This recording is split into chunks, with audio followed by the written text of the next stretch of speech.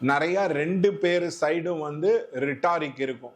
அந்த ரிட்டாரிக் வந்து பாகிஸ்தான் சைடில் வந்து இன்னும் அக்ரெசிவாக இருக்கும். நாங்கள் வந்து நியூக்ளியர் ஆர்சனலை யூஸ் பண்ணிடுவோம் அப்படி இப்படின்ற மாதிரி ஒரு ரிட்டாரிக் இருக்கும். ஒரே ரகலை வந்து நெக்ஸ்ட் 90 டேஸ்க்கு இருக்கும்.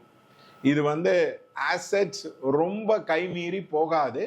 இதனால் சில ஸ்டேட்மெண்ட்ஸ்னால பாகிஸ்தானுடைய ஸ்டாக் மார்க்கெட்டும் கிராஷ் ஆகும், இந்தியாவோட ஸ்டாக் மார்க்கெட்டும் கிராஷ் ஆகும். ஸோ ஒரு மாதிரி ஒரு நர்வஸான ஒரு சூழ்நிலையில் தான் இருக்கும்.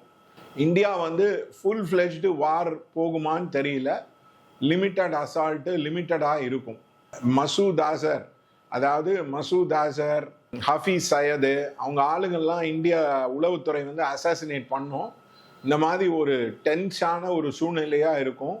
கிட்டத்தட்ட பாகிஸ்தான் திருப்பி பாட் பாயிலிங்காக இருக்கும். ஸோ இது ரொம்ப டென்ஷனான ஒரு சூழ்நிலை. ஆனால் பெரிய லெவல் வார் வந்து வருமானது வந்து ஒரு சந்தேகம்தான்.